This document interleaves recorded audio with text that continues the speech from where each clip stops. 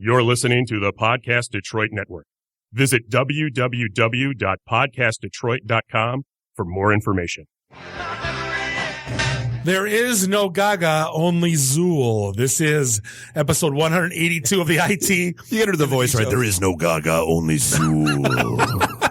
This is episode 182 of the IT and the D show. We have an awesome stacked lineup. Guests tonight include Phil from Alocito. It's a great new dining app that it's going to change the way you think about booking reservations and how you eat.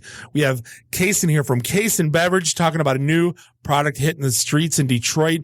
Also, we got the entire ensemble from the 5 Gears podcast from right here, Podcast Detroit. Going to be a great show. Today's episode is brought to you by Fellows Shredders. You may think that all shredders are created equal, but only Fellows are built for durability and maximum performance, so they get the job done every single time. Plus, with features like 100% jam-proof system and silent shred, Fellows Shredders are at the forefront of technology. To learn more about the world's toughest shredders, visit Fellows, FELLOWES.com.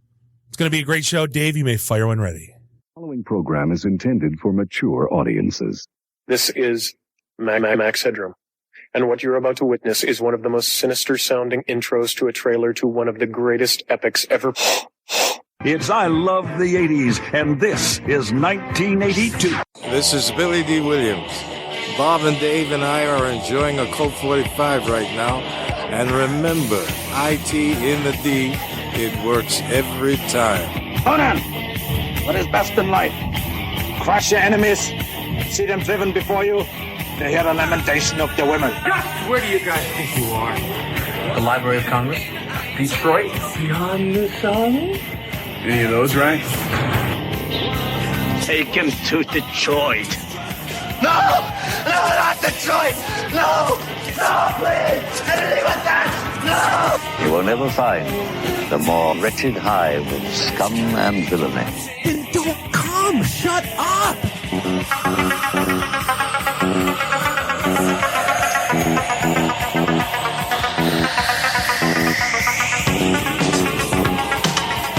Knight Rider, a shadowy flight into the dangerous world of a man who does not exist. You dig, you IT geeks? This is Dre Mateo from Sons of Anarchy. You are listening to IT and the D. We partners, we brothers, and we friends. What happens when you tap the angry beaver in the bumhole? Exactly. Come on. Someone tries. What the hell with this? I'm calling a break. We'll come back to this show. They're here. You have no boots. No. You have no gloves. No. You have no hat. No. You have no scarf. No. You have no scraper. No. How long have you lived in Michigan? All my life. You, sir, are an idiot. I don't care. Police Squad in color. What's up, everybody? This is Billy Zapka. Sweep the leg. Listening to IT and the D Show. No mercy. Are we at a break yet? He was Lord and Master over all beasts. He was the Beast Master. Hi, I'm Ernie Hudson, and you're listening to ITintheD. All you nerds out there. Nerds. Nerds. Nerds! What is a nerd? I'm a nerd, and I'm pretty proud of it. This is Scott Steiner, Big Pump Pump. IT and the D Show is your hookup. Holler if you hear me.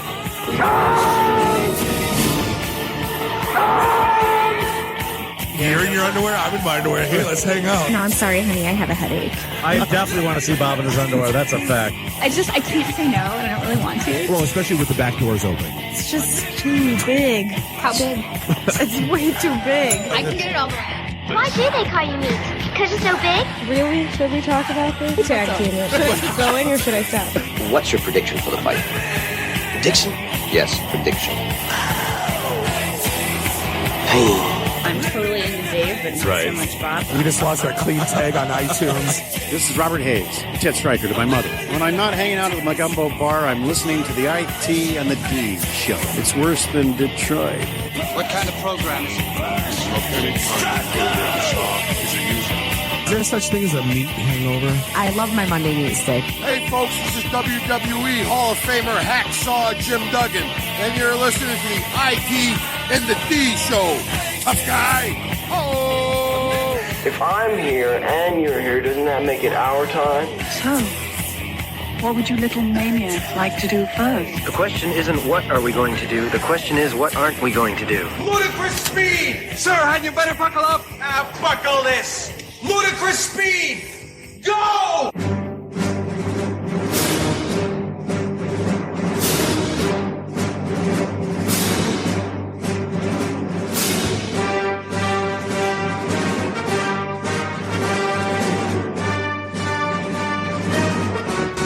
Welcome. Thank you for listening. This is episode 182 of the one and only ITintheD show, broadcasting live here in Studio One, Podcast Detroit, beautiful Royal Oak, Michigan. This is Bob the Sales Guy hanging out with Dave the Geek, Nuri the FNG. Find us online, ITintheD.com. Give us a follow on all our social channels. Shout out to Randy and Ian filling up our Twitters. Do us a favor, mark your calendars real quick. February the 16th, we will be at the Hellman Corner on Main Street in Royal Oak, 5 o'clock until question mark. No cover, no speakers, just IT folks having good old times. And then the debut, March 7th.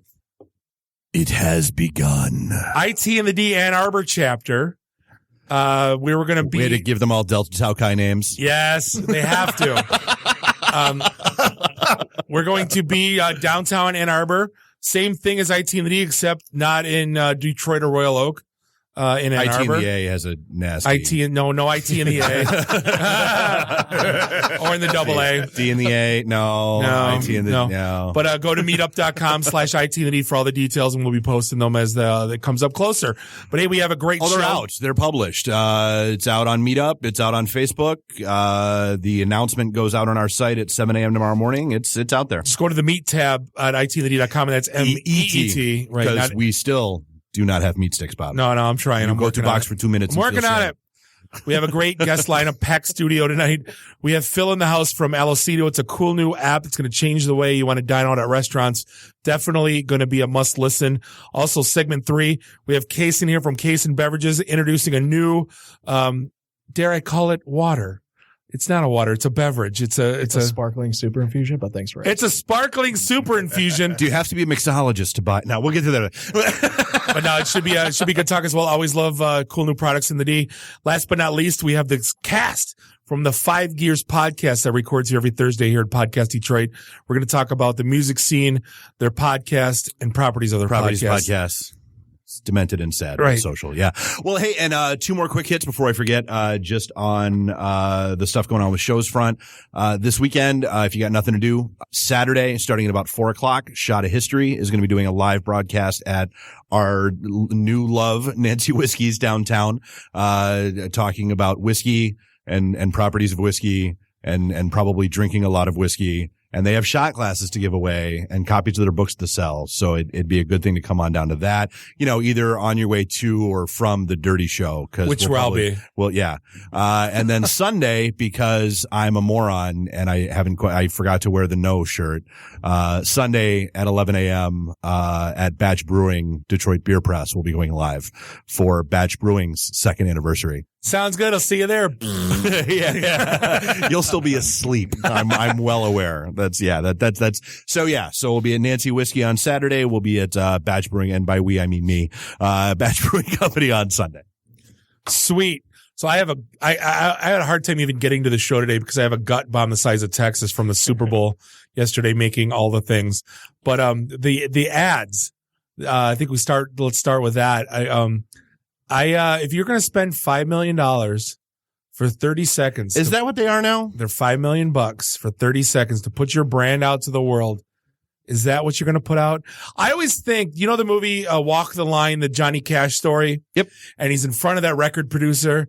And he said, if you're laying in the gutter and you're dying and Lord Jesus Christ is sitting there and he tells you got one song to sing, just one, what's that song going to be? I feel like that's your moment. Wait, wasn't that 8 Mile Eminem? That too. No? Mom Spaghetti. Yeah, whatever. Same thing. They're all the movies are the same. But if you got that one, that's your one moment. You're in front of your one shot. Yes. You got not miss your chance to blow. Lose yourself. Opportunity comes in one's lifetime. But that's like your brand. Like we were laughing. Like there was like a laundry detergent I never heard of, like Amoxicil. And we were like, whatever the heck it was called. Antibiotics for your underwear. That's a penicillin No, it was substitute, Bob. Densil. No, it was like Densil. Sort of Washington? keep things white. Yes, it was Densil, Washington. But I was joking. I'm like, I go, the VC company goes, that money was for inventory, you assholes. Like I never heard of the brand before. Well, wasn't it like eToys that back in the day blew like $2 million on an ad and then declared bankruptcy Right, like the 3 week days after. later? Yeah. But like Alfa Romeo. And I'm looking at my Italian buddy next to me going, you going to buy the Alfa Romeo now because of this? He goes, I really want one. I go, yeah, but this isn't going to make it. They spent $10 million on a minute. Like, but they also sponsored like the booth. They sponsored. Oh, so yeah. much. My roommates are like, They went all what in. the hell is Alfa Romeo? I'm like, I guess they're nationally brand launching today. Kind of. Yeah. Welcome to America. I guess. but I'll be honest with you, one good ad all day. Bye, bye, bye. Thank you. That's it. It's not That's the only one I remember. T-Mobile. I think it was for me the T-Mobile and the unlimited is the safe word. Oh, I'm Tell me not more gonna about actually. those fees. Those were good. I loved the Nintendo Switch commercial that came right after the T-Mobile ad. That was was that good for you too? He was like, ma'am, thank you for calling tech support. But my biggest beef right now, it's kind of like watching the NFL draft, and right before the pick, they would flash to the guy on a cell phone jumping up and down and doing handstands. It's like, I don't want to see these ads before the Super Bowl. If you're going to launch them.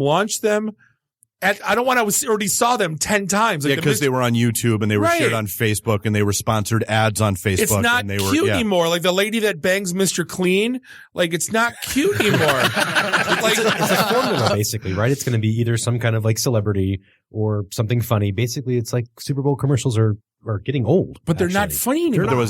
There was a Humpty Dance commercial, so I was happy. But like GoDaddy did it, Squarespace did it, but it's like they didn't bring it though. I miss the old GoDaddy commercials. They were great. You can't do those anymore. Well, you can, but you shouldn't. These days, like you can walk into a police station in full riot gear, open carrying shotguns, but you probably shouldn't. Idiots in Dearborn.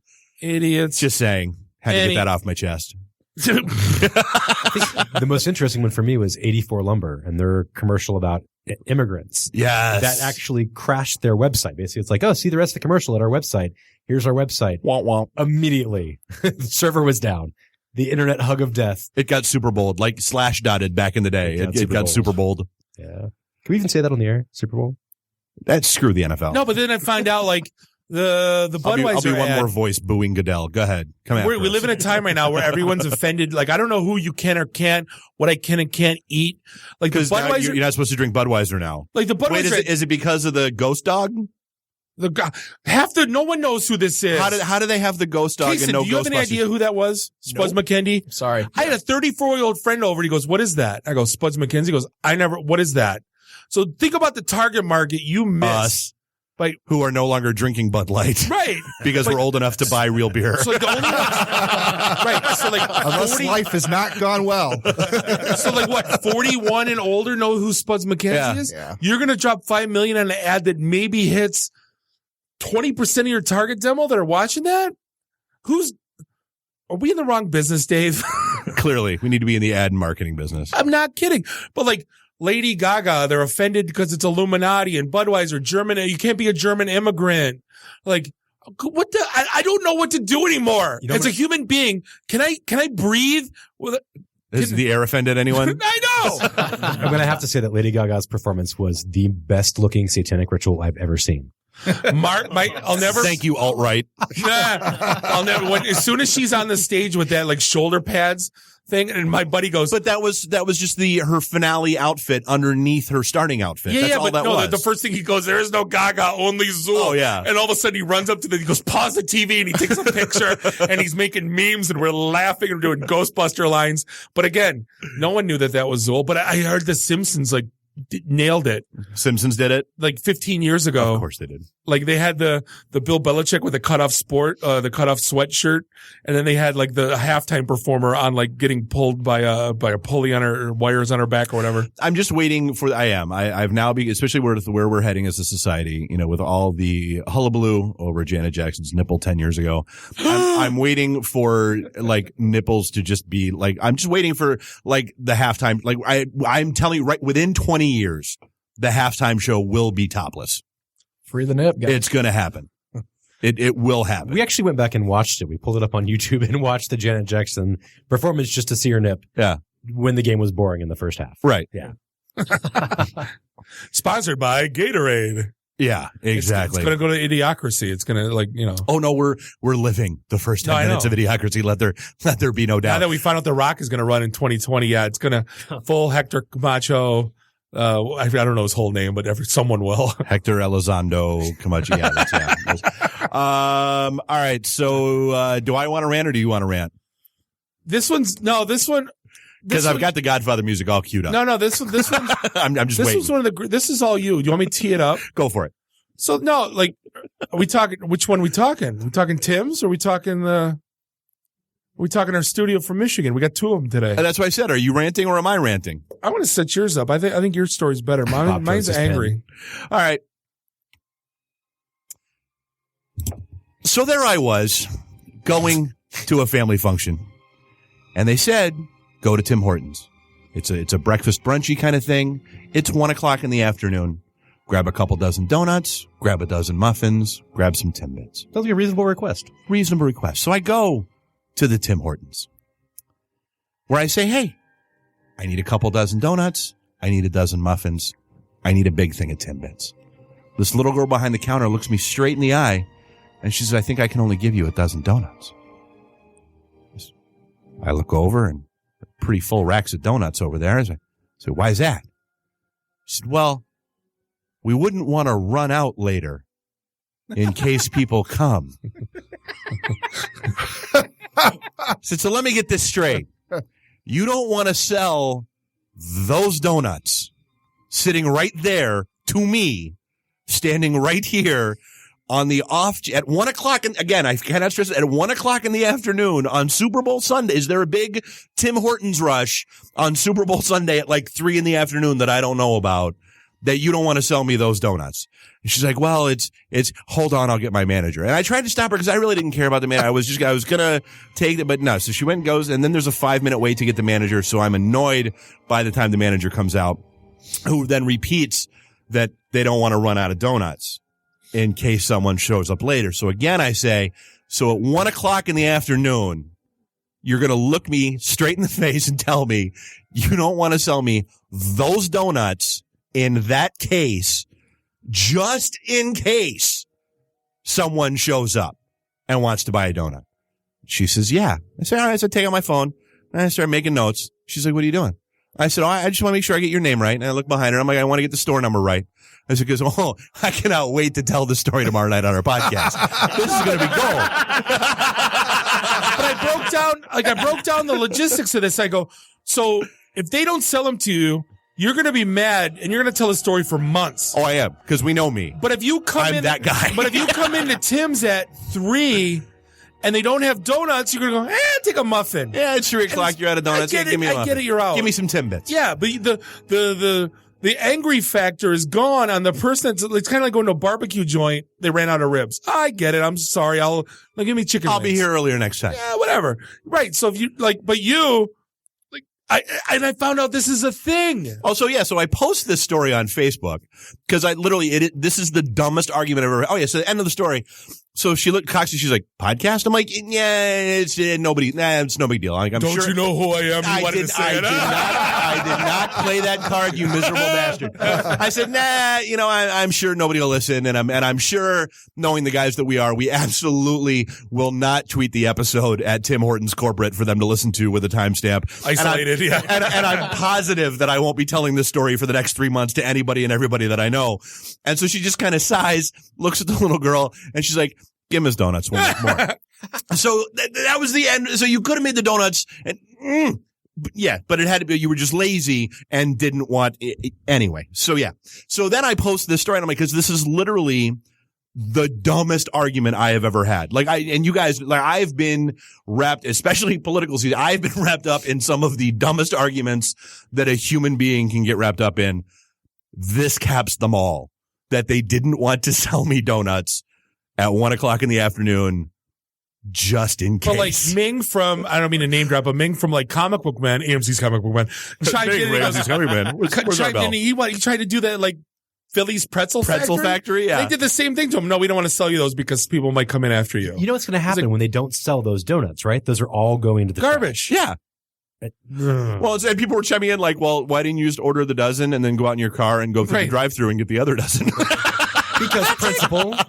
Exactly. I was like, because principle. 1 dozen donuts, please. No, it was not in your store 2 minutes ago. No, siento. Uno más. So making more is not an option after a certain point? I know. Who Do they knows? lock all the stuff up? No, I think they're frozen and they like got the thumb and it's a process. Oh, it's a whole I don't thing. care though.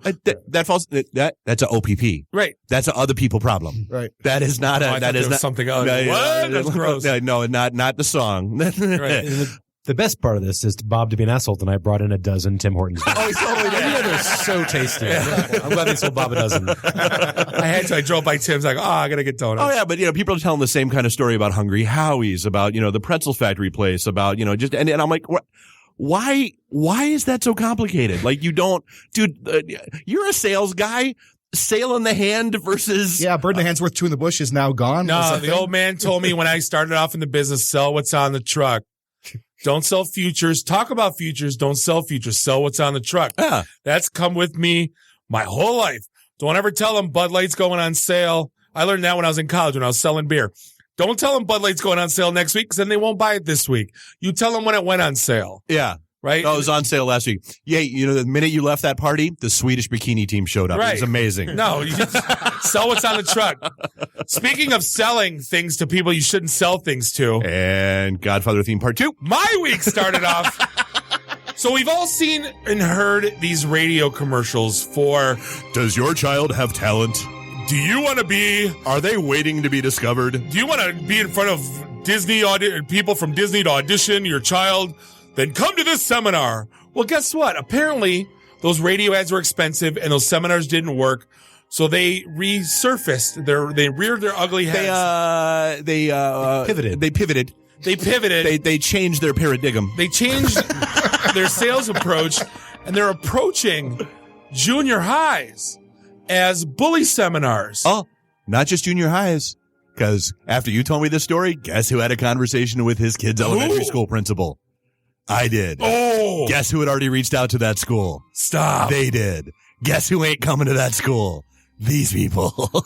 So they do a bully seminar and they bring the kids up and it's interactive and it's fun. Because they preface it as, hey, we put on this anti-bullying seminar. It's a really good thing. Normally, it costs a lot of money to do it. Right. But... if we put out our table with, our stuff, then we do it a lot. Then they do a raffle for like $100 gift card to Amazon or whatever, and the kids all fill out their names. Because it's for the kids. Kids all fill out their names. So guess what? My 12-year-old daughter, right? There's a law that I found out from the show earlier, Security Jabber, called FERPA. FERPA. That's the one I shot you. You didn't find out from them. Oh, I'm trying to plug one of our shows, Dave. All right. Dupa. They call my 12-year-old daughter and say, you've got an audition to High School Musical. On her cell phone. On her cell phone. That you just got her. That I just got her for Christmas. Like an idiot. I didn't tell her not to give her number out on raffles because I thought I'd covered all the rules. That was one obviously I missed. You got an audition to High School Musical 4. Now here's a girl who is wildly outgoing. Oh, and she's all about theater. Lead of the play 2 years in a row. First underclassman to ever do that in that school in the last 20 years, apparently. Huge personality. Ooh. She's like in tears, overjoyed. Dad, I'm going to get an audition to High School Musical. It's amazing. And then I find out who it's for. And I'm like, and then I got to pop this sweet little girl's balloon. And then I find out they've been calling every kid in that school using the guise of... Because what's the hook, Bob? Why are they making those phone calls? Oh, they want to sell a $3,000 acting class so they can get them in front of Productions Plus, which is the legit agency in town. Which you'd think of all the business models going around that selling fake auditions and classes to freaking 12-year-old junior high girls would be like probably the least and worst thing you could even imagine. A studio at Michigan. I'm not even going to do the rhymes with. I didn't even know where to start. I was going to call the cops and they're like, I called the principal. I called Rob. Well, because it's extortion is what it is. Because you don't want to be the one that breaks your kid's heart. Daddy, come on, you have to buy me these classes because I have to be in High School Musical 4. Exactly. That's shitty. That is super shitty. Because she was like, you know how hard of a fight I had to have with my 12-year-old daughter that this is bullshit. Like it was brutal. She still wanted to go. It felt like the Catfish episode where nobody, you're not talking to Katy Perry, but I just have to find out if it's really Katy Perry.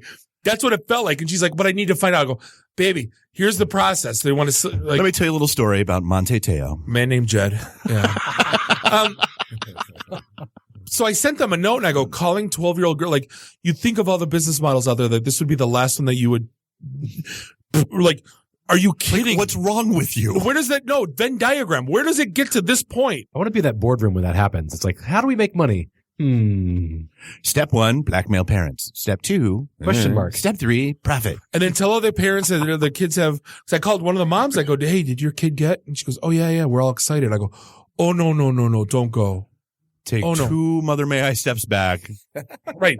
If travel soccer isn't a big enough scam with their kids or they're paying for that crap. Hey, just be thankful your kid's not into hockey. Oh, I look back on what I did to my parents when I was a kid. I'm surprised they didn't kill me. But I want blood. I've never been this mad I've never been this mad before. Hey, and I gave you my idea and it's too late. I wanted to invite him in here. I was going to be the one to reach you because just in case they had heard his name, I was going to reach out. I wanted him here in the studio. I wanted him right in this room. Make him feel all nice. Offer all some nice. beers. Oh yeah, have some drinks, get loose. Plenty of whiskey. Yeah, you go for it. And then I did get step into my parlors at the Spiders. I got an email from Rob Wolchek if he asked if I wanted to be on camera. I said, oh hell yeah. How many cameras are on you, Bob? Hey, can we start talking about IT first before the first segment's over? My God. This is the rant show from hell. So Microsoft moving downtown. What do you think? What thoughts? So they were in the towns. No, I think all the cool kids are doing it. No, here's my take. It's how Dan Gilbert installs Microsoft Office. They're moving 15. They so good. They stole his office. I will find you. You have my word. No, but is that a Microsoft pun? I excel at them. Oh man! Thank you for PowerPoint. Can't believe I did that. They're moving 12 minutes down the lodge. Is that really that big of a deal? They're in the town center. How big are they? How many employees? Well, Gilbert moved from what? Novi? Farmington Hills? Farmington to Hills. Downtown? That's a bigger move than the lodge in 9 20 minutes, if that.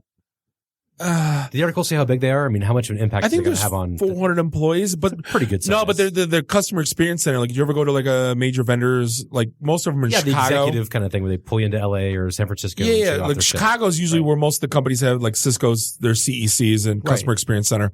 Microsoft's here. So like it affects a lot. It affects more than just like the employees though, because like, Mike Dennis, who, he goes to the .NET user group. He goes, and it's always at Microsoft CEC. It's like, now I got to go downtown. Now I got to pay for parking. Now I got to sit through that crap rush hour traffic. Is it really worth it? Yeah, I'm like, it affects more than just like, hey, we're going to move people downtown so we can fill up all the new, so Shake Shack has a lunch crowd. Why do you hate the city, Mike Dennis? I don't, no, he doesn't hate the city. I don't either, but I understand his point. Like, Scott from Savvy Digital Productions, name drop, says, come on down and see me. I go, no, you come see Welcome me. To the plug show. No, I'm like, no, you come see me. Every time I see you, it costs me $20, $10 to park and $10 because I got to get a witch. like, you come see me, you park for free. I don't mind, but like every day, like it's just, I don't know. I get it, but I don't get it. So, real quick, we did talk a little bit about the Super Bowl. Did you hear that Brady's jersey went missing? Oh yeah. That'll be interesting. They said if he it didn't care.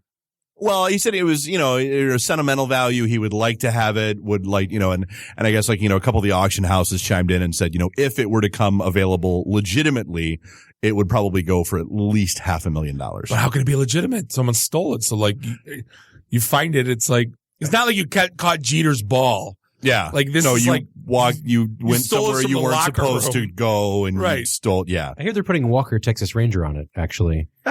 No, true story. They're putting the Texas Rangers on trying to find that jersey. Oh, I thought you meant like, Chuck Norris. Because Chuck Norris would find that effing jersey. Well, like how many people are going to come out and go, this was it. This was it. No, this was it. Yeah. This was it. Hoping to get because they're going to give a reward if it gets turned back. Check out Pristine Auction, see if it's already up. Good Look point. at this jersey; it's been sacked at least 25 times. Well, my favorite one was the printer hack that went on. Which 150,000 printers. Well, which is not, dude, I do this in my neighborhood like once every 3 months. Unsecured HP wireless. Just open shared printers. I open up a little program that I have that goes and finds open shares on the network. 99 times out of 100, it's a printer. Who secures a printer? And so everybody should. I know, but no one does. All the people that I send the same document to every time. Go see. No, I have one of two. I have one that says I've become self-aware and I'm watching you. Or I have the other one that says, hey, hey, your printer's wide open. This is how you lock it down. No, this isn't a joke. Your printer has more security holes than Goatsy and send Goatsy. Right. See, that's why you're fail. Like you send I'm self-aware. Stupid. I used to if you're going to do it good. Self-aware. Jokes aren't funny. Back in my first IT job, I'd actually send print jobs that said red rum to printers across the building, just like at random. So. See, that's funny. This is why you're a sales guy. Exactly.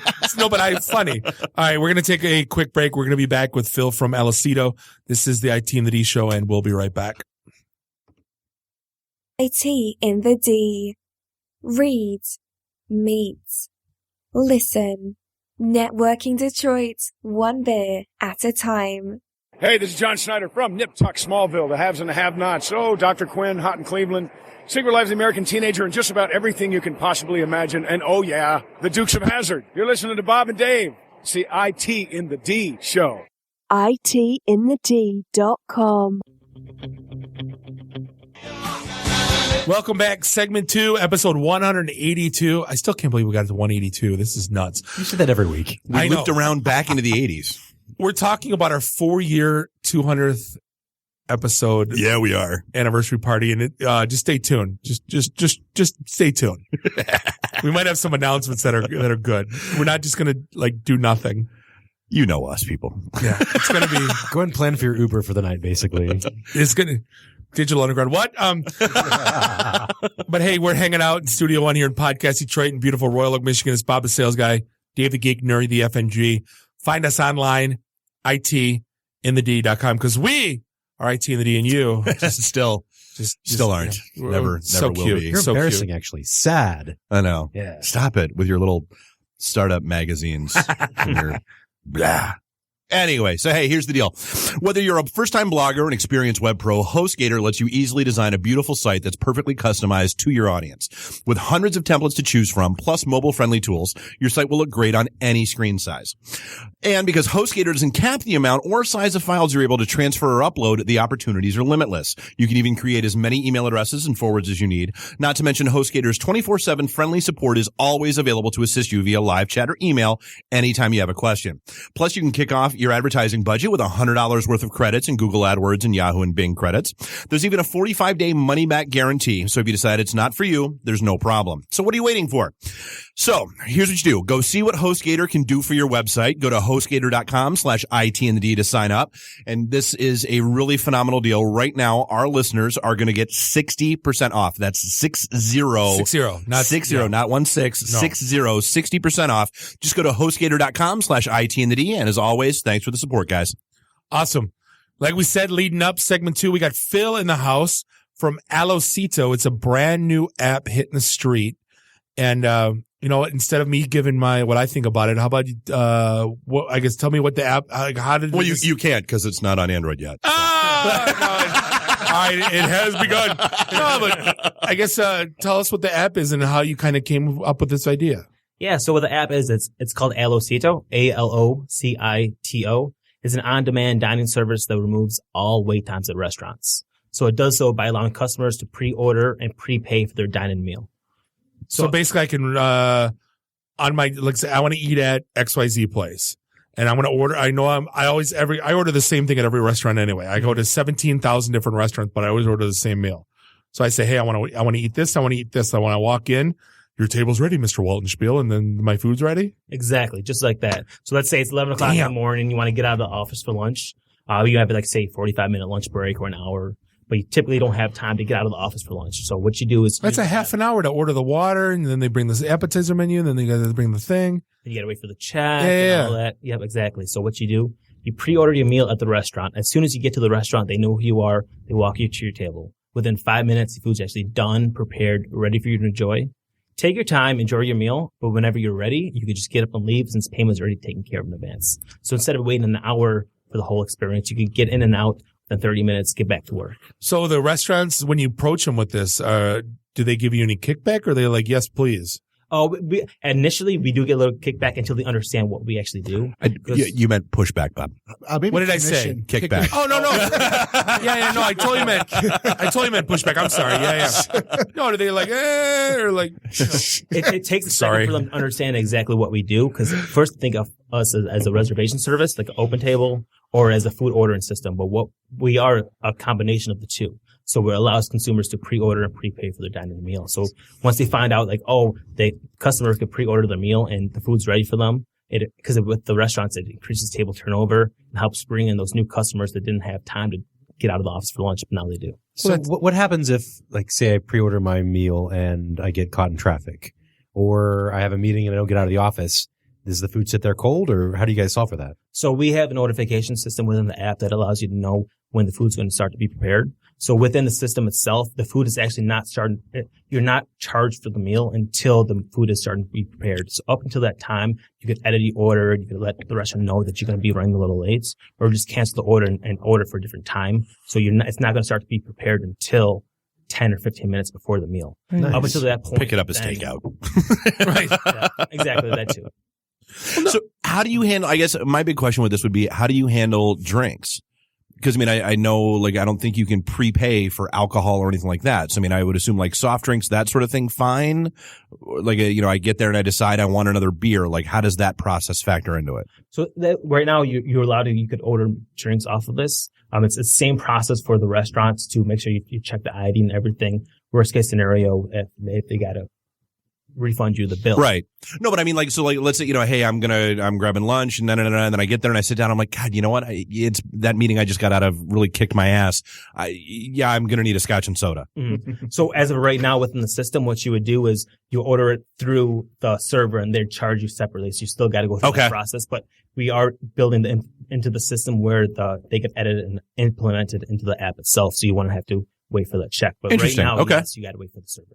Cool. And what about tipping? Is that built in, or how does that work? Yep. Tipping is built in right away, right off the bat, because we got to make sure the consumers are tipping off the bat so we work with the local restaurants. We let them know it's a guaranteed 18% tip. We're using the service for those consumers. I mean, think about this where you're having dinner before a show at the Fox or an opera. You know what I mean? There's like, I'm in a rut. Like that kind of eliminates. I'm just thinking of applications where this thing is just like, oh my God, this is great. Sometimes you just want to, I just want to walk in. I want to get out. Exactly. That's probably 75% of my dining. Yeah, is just hurry up and eat it. I'm not there for the experience. I just want my cheesesteak.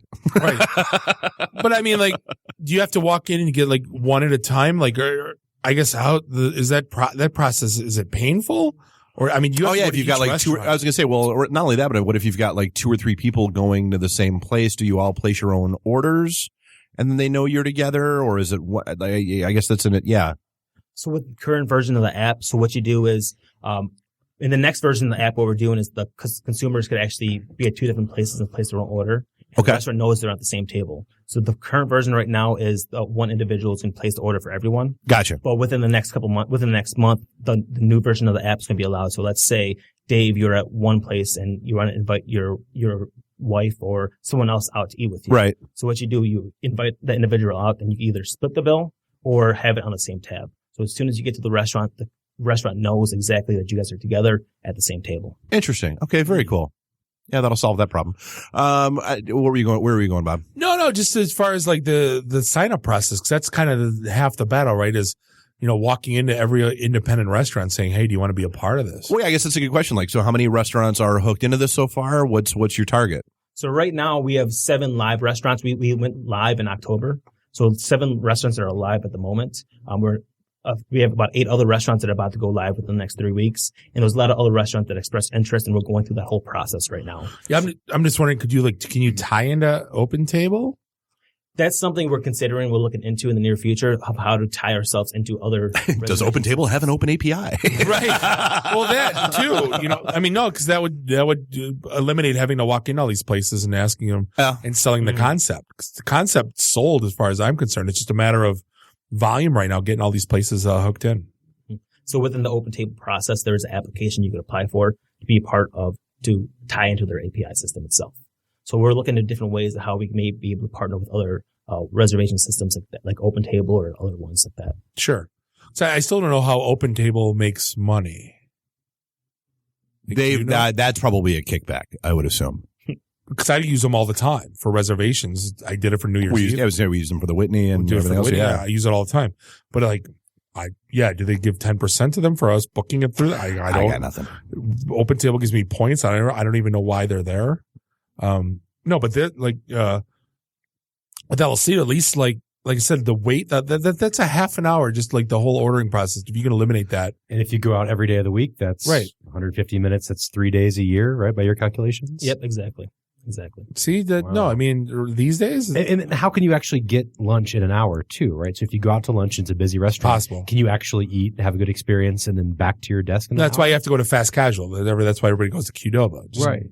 Because it's quick and you get my food right now. But if you want to eat decent, you know what I mean? It's awesome. I know. 1/3 of all traffic at restaurants is through the lunchtime hours between 12 and 2. So all these restaurants are sitting, especially downtown, because they keep closing too damn early. Exactly. Right. I mean, when I originally came up with the idea, I was born and raised in the Metro Detroit, but I was actually in Chicago, working in Chicago when I came up with the idea. I had a 30-minute lunch break. I was working in downtown in the Loop. Those restaurants all over the place. I just didn't have the time to get out of the office. You got to eat street meat or McDonald's. Exactly. I was sick of the sandwich shops and the burrito shops. When there was so many restaurants around, I just wanted more options. I was like, I wish I could just pre-order my meal, get to the restaurant, enjoy it, and then whenever I'm ready, just get back to work. And that's initially what sparked the idea. So what are some of the restaurants that are currently signed up? So like Cornerstone Detroit, they were actually our very first restaurant right on Woodward, right near the Copyware building. Yeah. Great restaurants. So La Palma restaurant, Red Crown, they are actually in Grosse Pointe. But most of our restaurants are in Detroit right now. Yeah, I was going to say, that was my next question is, are you focusing mostly in the city or are you starting to branch out a little bit, looking around as well? We've been focusing in the city of Detroit, but we're looking to branch out in the near future. Actually, within the next few weeks, you can see us. You can see some more restaurants outside of the city itself. But we're looking now to actually partner up with local companies who want to give this as an employee perk program, get their employees out of the office. So, I mean, studies have shown that employees are more productive and creative once they do get out of the office for 10 or 15 minutes. So this allows their companies don't want employees out of the office. Yeah, that's true. But they know they can go out of the office for lunch and still make it back on time within 30 minutes or 45 minutes or whatever. Yeah, you think about, you're not coming back at hour 15 going, I'm tired. Line. You're getting to, it's more so not the productivity leaving, it's these cutting, 15, 20 minutes off someone's break. Mm-hmm. Exactly. I know a lot of these restaurant apps and things like that require special hardware, like Aloha's got their own for their POS. I think OpenTable has their own kind of like tablet they install. Yes. What's in it for the restaurant for you guys to enable your app there? So it's all web-based. So it works perfectly along any POS system or if they have other reservation systems like OpenTable. It's a separate system itself. It's free to use for these restaurants, but we do charge per order basis. So when every order that goes to the restaurant, we get, it's actually $1 flat fee. So it doesn't matter if it's a $40 order or $100 order, it's just a flat $1 fee. So it could be off of a tablet, a phone, anything like that. And as soon as right now we're actually developing into the system, as soon as someone places an order, if they're not checking the app itself, they're going to get a phone call from the system saying, you got an Alocito order, check the system just to make sure if they're busy, they can go to the phone. They know the order is there to go through that process. Cool. And then for once it's completed, you guys handle the tip, you guys handle the actual charge for the meal. How does that get back to the restaurant? How long does that take? So it's tied directly into the restaurant's account. We work with a company called Stripe. Oh, love Stripe. Okay. Yeah, they're a great payment processor. So within 2 business days, the monies go straight to their accounts. Nice. So basically, this is like a super win for a restaurant. Exactly. Yep.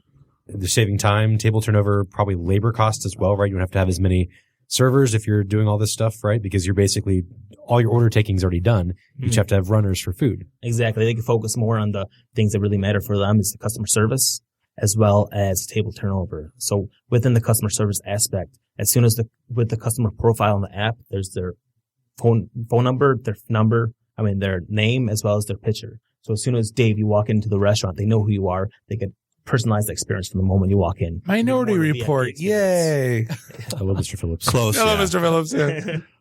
So nice to see you again. Shut up. It's my wife. Chicken cacciatore again? Shut up. No, but think about like it's not. You talk about the customer service. It's about the customer experience.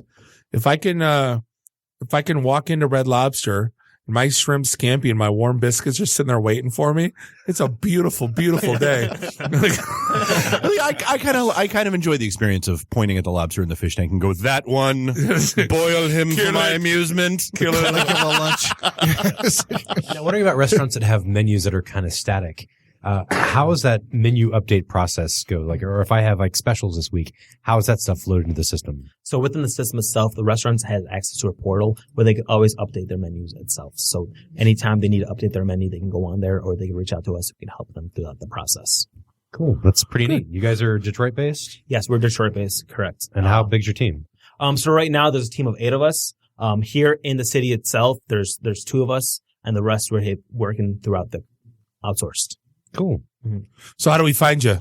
So you can find us on currently. I can tell you how to find him because here's the cool thing. So he's got a nice little offer here for our listeners. Okay. Which is kind of sweet. You get $5 off your first Alocito order. All you got to do is you got to, obviously for you iPhone listeners, place your Alocito order and then Facebook message them at Alocito. That's ALOCITO Inc. So ALOCITO INC. Say you heard about us heard about them on ITintheD, and you can also email info@alocito.com with the subject line ITintheD after you place your first order, and you get $5 off your order. That's like a whole order of Red Lobster biscuits. But they're not at Red Lobster. Oh, so find something at Cornerstone. Fine. I will. I'll find. I'll make them make me Red Lobster biscuits at Cornerstone. Maybe a nice salmon BLT or something. Oh, they have salmon BLTs there? Delicious. You get cheesesteaks. Food. But then Android, when's that? Is that in the works? Yes, it's in the works. It should hopefully be done within the next 2 months. Awesome. But we're definitely keep everyone posted. If any Android listeners can go on the website, alocito.com at the bottom, sign up for the newsletter, and we'll keep them posted when we do go live with that. And let us know, and we'll keep everybody posted as well. Sounds great. Thank you. We'll stop mocking and actually have you back. Phil, appreciate the time. We're going to be back with Cason from Cason Beverages. This is the ITintheD show, and we'll be right back. ITintheD. Read, meet, listen. Networking Detroit. One beer at a time. Hi, I'm Brittany Daniel from The Game, and you're listening to IT in the D Show. ITintheD.com. Welcome back. Segment 3, episode 182 of the ITintheD show, broadcasting live here, podcast Detroit, beautiful Royal Oak, Michigan. Bob the sales guy, Dave the geek, Nuri, the FNG. Find us online, ITintheD.com. Oh, thanks. Right. And jumping right in right now, we got Cason in the house, dressed in his Fonzie black leather jacket, looking fly. What's up, guys? From Cason Beverage. Thank you. Making us all feel like underachievers here. He has his name on a can of beverage that we don't. That's a story in we itself. Could have meat sticks. Give me a Sharpie and I'll have one on mine. This is not Pabst Blue Ribbon. This is Nuri's Blue Ribbon. So I guess talk to me real quick. How did you get in the quote unquote beverage business? Well, so let me because we're looking at it's a clean alternative to soft drinks plus antioxidants and natural sweeteners. So let me tell you this. What you just read, did you know that was an acronym for what Cason is? I get it. That's like when they say the name of the movie when you're watching the movie. Because it's Top Gun. I get it. Boom. So there you go. That's what Cason is. And it's gluten-free, a beverage? Yeah. Get out of here. You know, I'll tell you this. When I went about creating this beverage, I really didn't care about calories and like this gluten-free and all this stuff. It just turned out that way. I swear to God. Let's be honest. Let's take 2 steps back. Hit me with it. At what point in the flowchart of your life did something say to you, you know what this world needs? Another water. It was. I wouldn't call this water though. But yeah. You look at it and it's like another water. Did you go to Flint? Or? Yeah. No, this is awesome. I'm glad you said that because I grew up between Flint and Lapeer, a little town called Davison. My father had, I literally like part of my life I did grow up in Flint. And it's horrible about what's going on actually in that city. To answer your question, yeah. Well, right. So I'll tell you this: what prompted me and when in my life timeline. about 3 years ago, I noticed that so many people, friends, family, etc., people were really gravitating away from pop or soft drinks. And the reason is pretty obvious, right? The sugar, the calories, and the artificial ingredients that's in that. And I thought to myself, you know what? I know people like bubbles. That's why they're, gravitating from pop to sparkling water. But if there was a way to make sparkling water taste a little bit better. No, you can say it like to make tonic water not taste like shit. You can say boom, that. There you go. Right? I'd like to not have that iodine aftertaste. Thank you. Exactly. Even soda water. Like when you go to the bar and you're like, oh, hey, I'll have like a Tito's and soda. But then you see all these girls or guys that are like, can I get 50 limes with those? You know what I mean? Right, and it's right. You don't like it, but you're getting that because you just don't want all the bullshit, right? That's in all the carbonated beverages. And so we took that out, and it took me a long time to figure out how to do that, but then replace that with like natural stuff that tastes pretty good. So were you like a mad scientist in a lab? What's your background? Or I'm going to be honest with you guys. Like, were you like a step away from being like the Riddler? I'll tell you this. We're from Detroit. A lot of guys that, there's a lot of random labs around the city. 100%. Not devoted to beverages necessarily, but yeah. You've got on one end you got meth labs, but then on the other hand you've got these guys that just tinker in their garage. Never went to school to be a mechanic or all that stuff, and I'm that guy. I never went to school to be a food scientist or all that stuff, but my background, my history made me that guy. In my kitchen, if you walk into my apartment, you'll find there's a little lab that I have set up with my own little bottling facility with like little shit of flavors and like all this stuff. And I feel like this is the plot outline for Breaking Good. More on that one. That's a 3-pointer. My friend. That's a 3-pointer. I swear on my life. Oh, he's proud as hell of that, by the way. That's the only way you're going to get stuff done, You mix and match. You figure it out. You roll up your sleeves and you get your hands. I'm not gonna lie. I could drink this all day. The ginger. I'm digging it.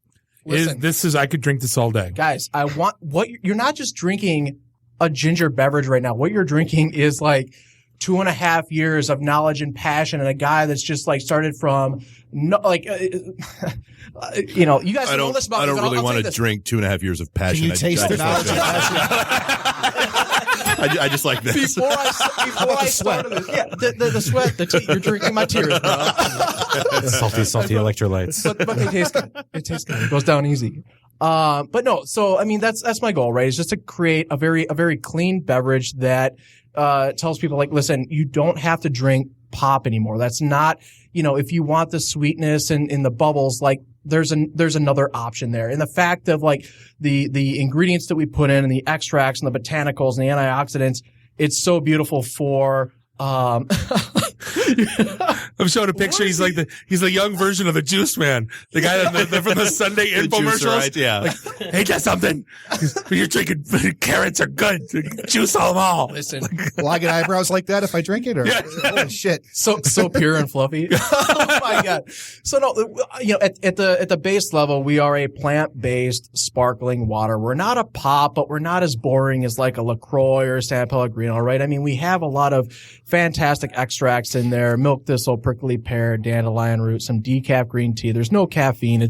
Our beverages are beautiful for people that have hangovers, diabetes, because all that stuff sounded like a hangover cure to me. Honestly, wasn't that your business? You were talking about that earlier.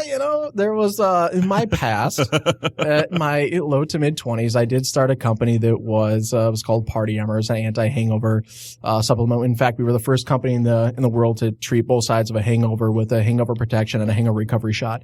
And with that company, there were so many people worldwide, Europe and Asia, Australia, New Zealand, Philippines, a lot of people wanted to import our product, but we had some ingredients in there that were illegal.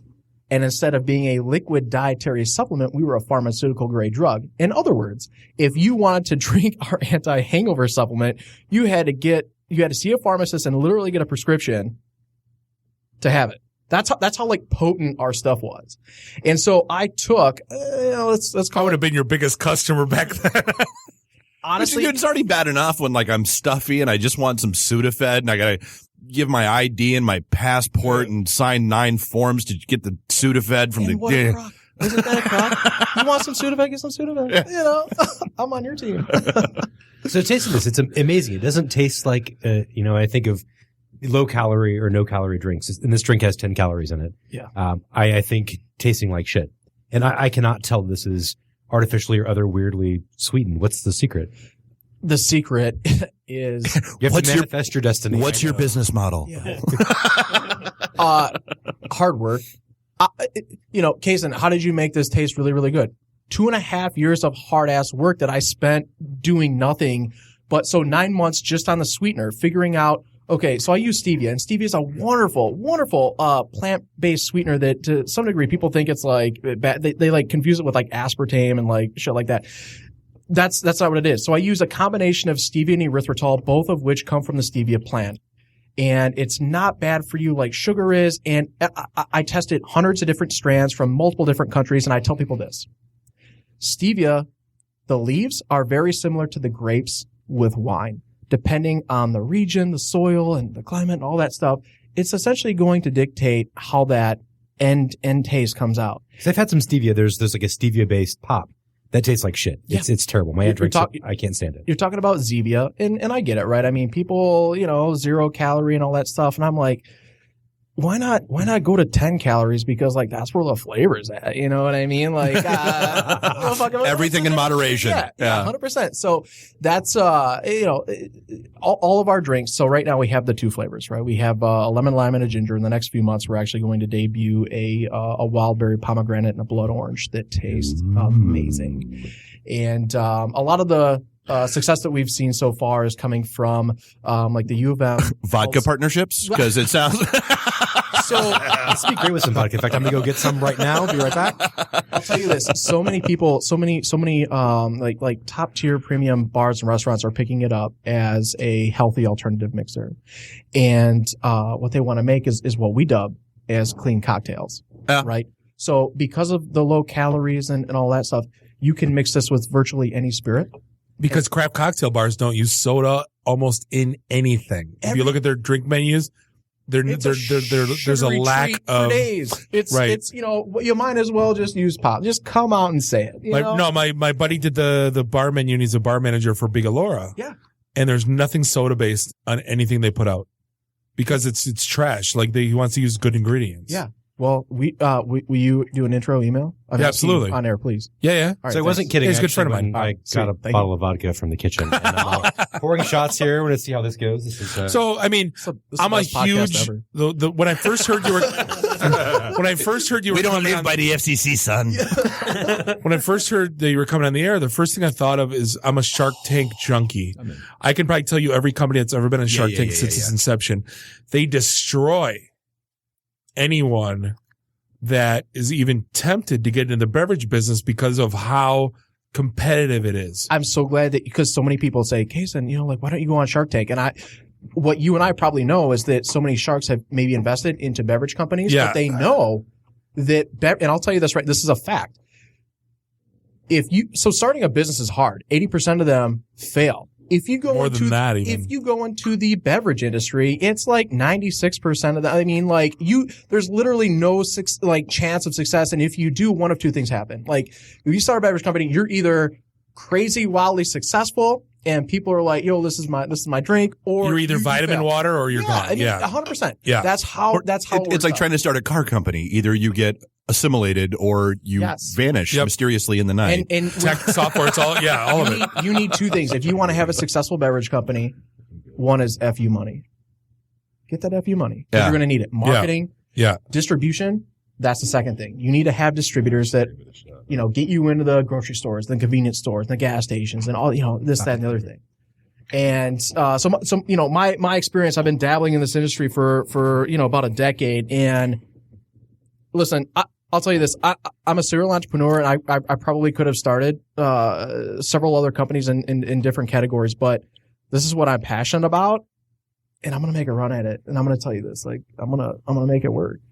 Okay, just telling you right now, you have my vote, both just straight out of the can and with vodka. Thank you. So I'm in. You're a kind soul. I want. No, holy shit, with vodka. Yeah, exactly. I want all the clean things. mule. All right, that's what it's called. Trademark it. See, all right. So, like, I guess, and obviously, the next question: where do I find this other than twisting your arm and getting you to make drop shipments once a week? Yes. Meet me at the parking lot of the Walmart after it closes. Right. So if you guys want to see my ugly mug once a week, I will self-deliver. But the best thing is, we actually do a fantastic business, Amazon Prime. The old 2-day shipping. We sell 12 packs on there. Do you have a button yet? Yeah. Because if you have a button. So the thing about that is, like, it takes time. You need, like, even to get, like, a subscription. Right. You need to be on there for 3 months. And, like, my company just launched about 3 months ago. You know what I mean? Like, Gotcha. I'm working.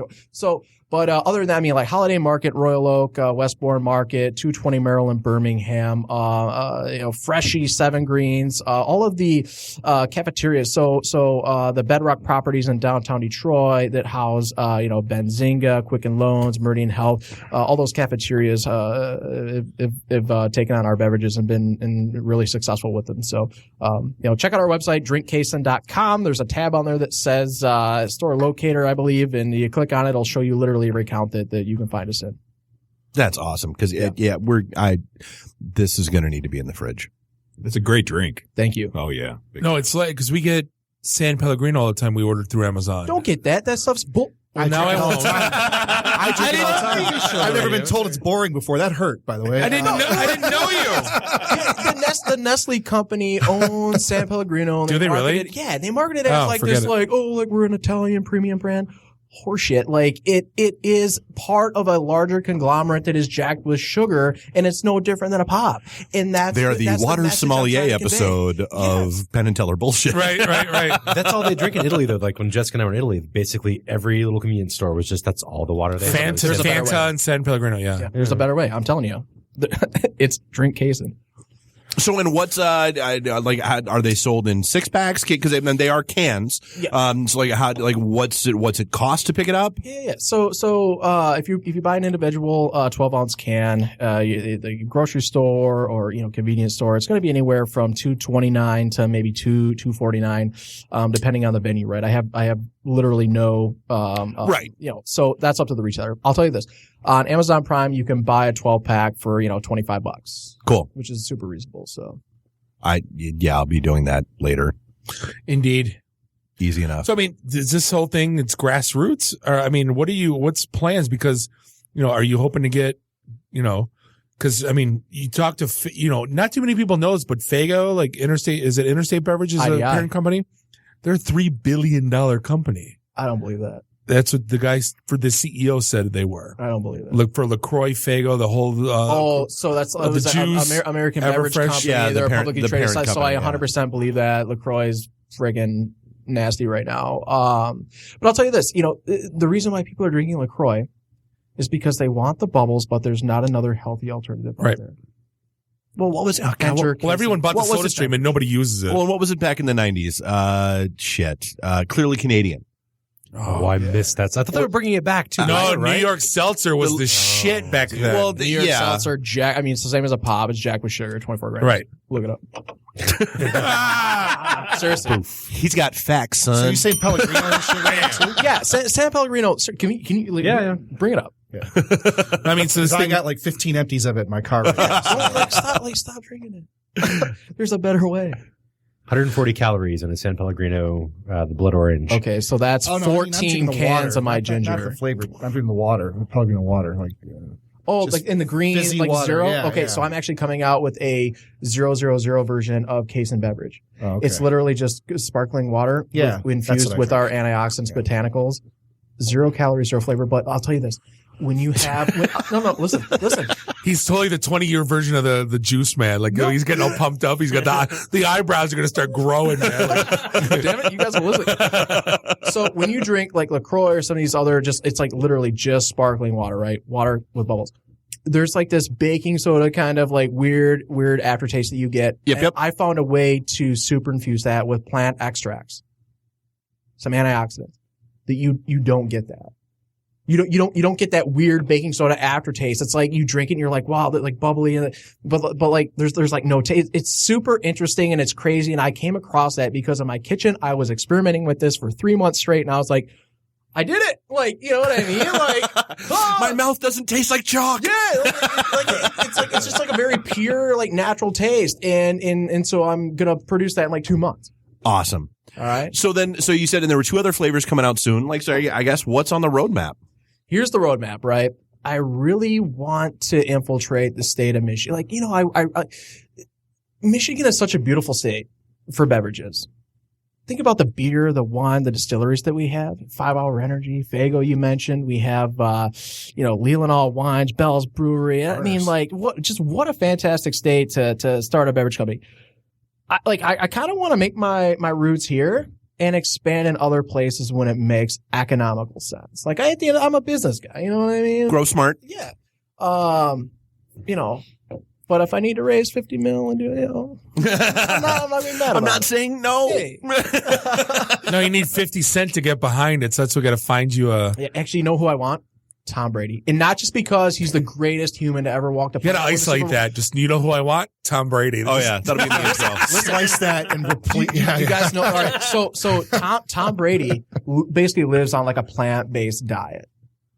And that's what my beverage is. It's all just like plant-based botanicals meets sparkling water. And I'm like, who better to fit with our brand than the most gorgeous dude, right? So just the most successful guy to ever. We get that one too? Yeah. You're going to have to spend some of that $50 million on blackmail after this.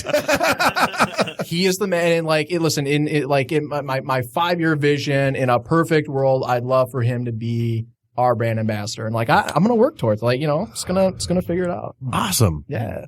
Very good to have goals, man. That's Stafford will be a lot cheaper, but hell, go for the Stars, man. I want Tom Brady. I want a winner. I want a Wolverine on my team. That's what's up. That's the story of everything about that. Stafford's a lot cheaper than Brady.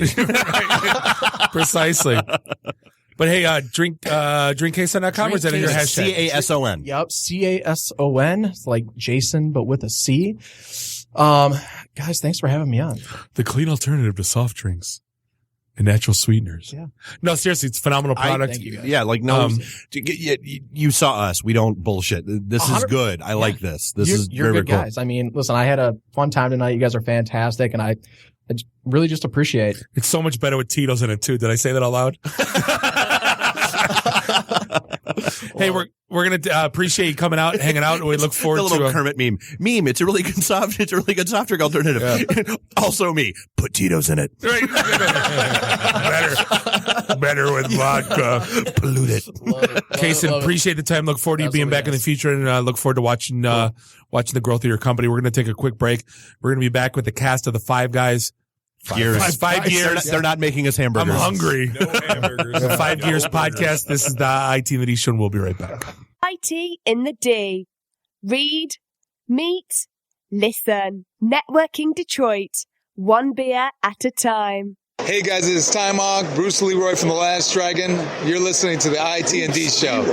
ITintheD.com. Welcome back. This is segment 4, episode 182 of the ITintheD show, and it is going downhill when we're drinking Cason ginger beverage and vodka shots. But it's a clean mule. It's a clean mule. That's fine. We are in Studio One. This is going to be the snub fest. Matt Thompson, where are you? We're in Studio One here in Podcast Detroit, beautiful Royal Oak, Michigan. This is Dave, the sales guy, here with Bob the Geek. No, I'm just kidding. Bob the sales guy, Dave the Geek, Nerdy. Find us on iOS and the Apples.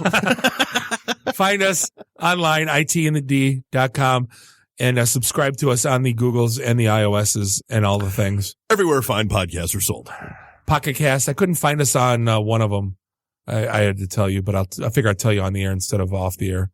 Because I'll remember. Exactly. Totally. But hey, we are joined by one of our favorite podcasts here at Podcast Detroit, the 5 Gears Show. Gentlemen, thank you for hanging out with us on this our goofy show, and he was part of the initial assimilation and expansion. I would say you've been with us almost since day one of this. We were here right when you were taking off over on Campbell when you opened up the door and let us all in. That is a hell of a radio voice, by the way. I'm always enamored by Like we do a good podcast, but I'm like, damn it, I'd kill for that radio voice. Well, I can't read for shit. But, I can make the words sound bad. I help him with the big words. Yeah, he's got the sweet tones to the voice. Usually I can croon, but he's got to correct me on a few of the big words. Once we get over 3 or 4 syllables, I jump in. But usually, yeah. So I mean, I guess let's jump into what the show's about. And I want to jump into kind of I think you guys are killing in terms of like who you're talking to and the guests you've had on. It's pretty remarkable. Bob, you can stop rubbing him down. Okay. Yeah. He had Tesco. He got Tesco V. That's why. We've been really fortunate to be able to reach out and pick up a lot of the entertainers in the area, a few outside of the area by phone and whatnot. But we've had a pretty good link up with a lot of the local talent, like Rocky Valoose. There's Tesco V, as we talked about, of the Meatmen. And it's Rocky. Oh yeah, very much so. Yeah. I thought you were gonna say, Tesco. That's what I was thinking. No, it's like a lusty pause for that. But we're doing a lot of our guests are music based guests, but we also are bringing in a lot of comedians since Steve's been on the show. Yeah, I know a lot of comics. He's tied into the stand up community quite a bit. And when I came over here from the college, I had already started to build up a rapport with a lot of the local music. So it was really easy. And then when we kind of started the podcast format, which is a lot different than the college format because we can say poop once in a while on this show. Plus, it just gives us more options. You're not forced to take a break every 12 minutes. Exactly. So once we were able to open up the door, I decided to turn things into kind of a talk show, which can get, as you guys know, gets out there just a bit. Yeah. But I mean, so I just want to jump right in and talk about the local scene because I've been following the local music scene since, I'm 43 years old. Since I've been, old enough to listen to live music. Right. And it goes through. So 2 years now? 3 years. It goes through phases where you get a huge influx of great music, then a lull for a couple of years, and a huge influx of good music, then a lull for 5 or 6 years. Yeah. Where are we at right now with the local we're Detroit hot. scene? We're packed. We're hot. Yeah. Oh, absolutely. Yeah. And I don't know necessarily if we are hot and cold, like you say. I think sometimes some of the best bands are just not being heard. So many of these bands are so good, and they're not the marketing side of it. They're a little tight. It's like me. I think the hot time was like Electric Six, Von Bondi's. Oh well, absolutely. You're talking about the early '90s. Yeah, when the White Stripes blew it wide open here. Oh, absolutely. But I tell you what, I'll take you around on a weekend. There's a lot of great music being done out there right now. I don't go enough. I need to go to small all the time. I need to go to just Smalls watch his more. Facebook feed. Yeah. All the time. No, that's one thing I miss all the time is I was looking at a Metro Times at a bar with my wife and I go, God, I got to get out and see some of these. I don't go to anything anymore. Was that beyond the back page, Bob, or are we just? No, there's no more back page on Metro Times. I looked. What? I wanted to just read the shit to her and I go, there's like 3 dirty ads on the back of the Metro Times. I go, it's not my Metro Times anymore. It's all pot dispensaries now. Yeah. Hashtag not my Metro Times. It's all pot ads. It's true. Hashtag not my Metro Times. All the good hooker ads are gone. I think they started getting a bad rap for that and started to pull some of those away. I think people were getting a little uptight with all the. So I wasn't bad. Weed good. Yeah. Okay. Got it. Metallica good. Not my universe, but somebody's. So you're talking about you mentioned Smalls. Oh, there's tons of places you can go to. Just right up the road here, the Loving Touch in Ferndale is one of the hottest going on right now. Or down at PJ's Lager House in Corktown. See, we used to go to Lager House all the time when Esquire was playing pretty much once a month. He was the precursor to practically Eminem, and he was like the Detroit rap scene. Like, I've never seen him. So Esquire, like, I got my brandy, I got my Xanax, and he was like, he looked like Beck. And kind of Austin Powers had a baby. No, I'm serious. That's a good look. That's an amazing mental. And it was no, but like we used to seek that out. And I think he's honestly, I think he's a bartender. I'm a loser, baby. Now. Yeah. No, but it was put on a stage show.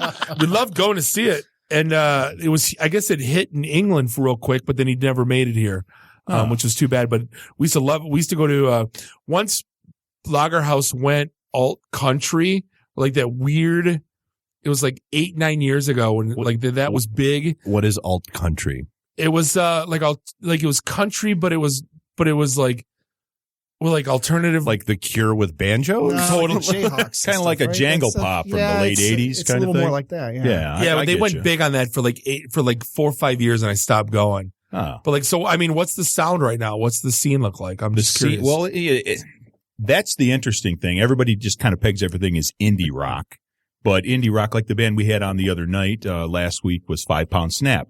A really good indie band, but I would almost make them more of a jazzy band. They kind of had a Steely Dan sound. Okay. And then you get a band like the Urs, which is a big beat band. I don't know if anybody. Trio-ish. Power trio, big time, big sound. 6 and the Sevens came in a couple of weeks ago. They're power pop indie. I mean, it's all over the map. And the I hate calling them indie though, because I don't think they are. Like, well, that's just the term everybody uses. Yeah. I mean, it's just kind of a general term, but really, I've kind of gotten away from labeling. Really, I mean, I'm telling you this, on the air. But if someone were to force feed me to label something, I'd just say it's great shit. Right. Go listen to it. Right. I mean, I'm at the point now where national music doesn't interest me. We've got so much talent in the mitten, and we bring the meat from the mitten, as I like to say. Well, how hard is it to make it these days with the music? I don't want to say Napster screwed the music scene, but like now, like just to get a band heard, or like there's no more rock. There's no give a lot of content away for free. There's no more rock stars anymore, though. Not like how we grew up. Like it's like you look at what's put out there by production companies, like it's nothing. Well, there's a lot of bands that are not, a lot of these bands that we've talked to, they're almost at the point where they know they're not going to make a lot on what they're putting out there. Some of them are okay with that. I mean, George Morris was like, I just want to play for people.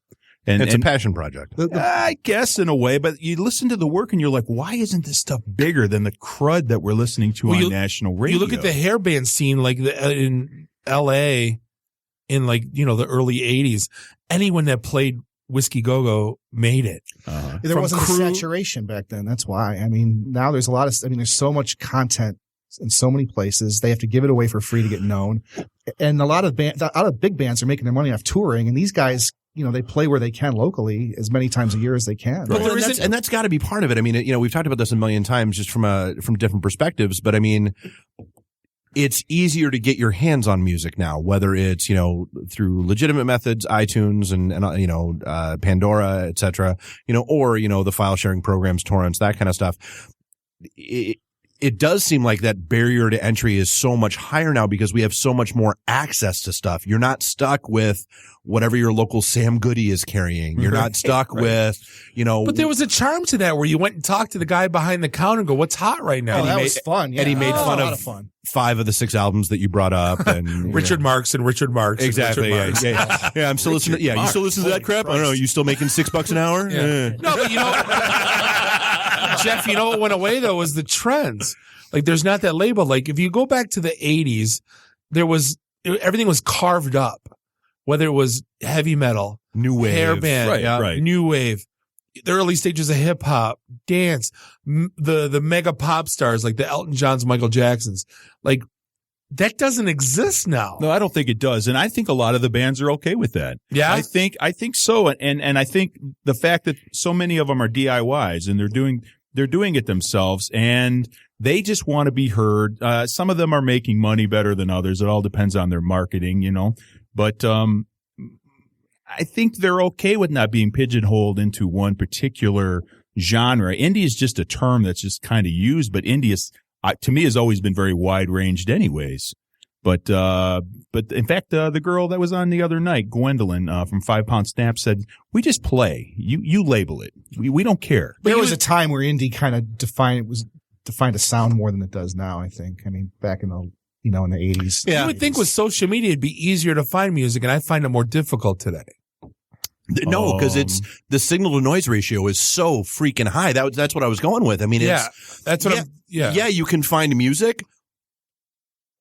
Mother of God, you can find music, and that's the issue. Is because like I said, you don't have the 4 walls of the Sam Goody store as your constraint anymore. You have the entire internet. You can find musicians here, across state lines, across country lines, across around the world. But I usually ask my buddy, like, "Hey, I really like She Wants Revenge. Give me more." Like, I can't get that. I really like, Me First and the Gimme Gimmes. Give me more. Yeah, and that doesn't exist because the genre doesn't exist. Like, I like this kind of music. Give me more. And I seem to I can't find it. Well, the one site that does really well with that I liked was Spotify. And I know a lot of people don't talk about them. I haven't used them in a while, but they would start to listen to your habits.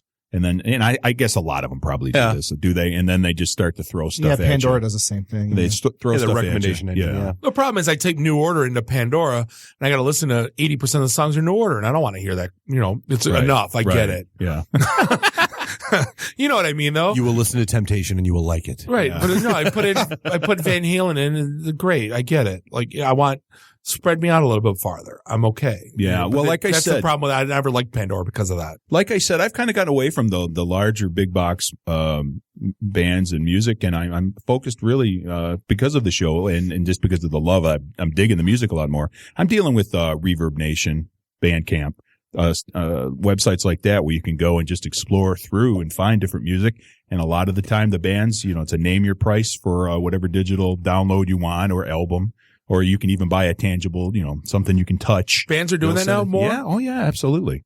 Absolutely. And a lot of them, in fact, I know I'm dropping a lot of names. George Morris said, you know what? I can't keep people from copying it and sending it on anyways. So I'm just going to, I'm going to say this is the price and it's going to be there for a short time. But if they end up, not giving him any money for it, he's okay. He just, like you say, he just wants to do it. He's going to keep doing it. But this is also a guy in particular who was in a bigger band at one point, has kind of worked his way back into the metro area. So instead of CDs, they're giving out thumb drives, Well, they're giving out come up to the stage and buy my thumb drive for $5. No, they're giving out the disc. My thumb drive's on fire, man. Studio notes in PDF format. No, there was a charm to that, though. You just hold up your flash now, not your lighter anymore. Right. You just hold up your flash. Right. Exactly, your phone, right? Yeah, hold up your cell I had phone a Bic app for when you went to concerts, and it was actually like a lighter with a fake flame. Hold that up during Home Sweet Home and Motley Crue. Nice. Okay, here we go. No, but that's just like that. I joke about the flash drive, but isn't that what you do now? Pretty much. I would think flash drives are cheap enough where you can burn all your music to it, and then you sell that. Well, there's some bands doing that, but actually, you can buy the cassette tape thumb drives. Have you seen those? Oh yeah. Those are awesome. Those are expensive though. It looks like a cassette tape, but it's got a USB port sticking out of it. Really? So you pop it in, you load up all your songs and all that kind of stuff, and you're giving somebody a mixtape. It's an old school cassette, but it's a USB drive. Okay, because a lot of the bands, especially the local bands in different markets, are actually going back to making actual mixtapes, or actually releasing cassettes. Well, and vinyl. I was going to say vinyl's a lot more expensive though. Yeah. And some bands are actually going back to a cassette format because it's so affordable. Damn it, I don't have a cassette player in my car anymore. I still do. My car's 16 years old.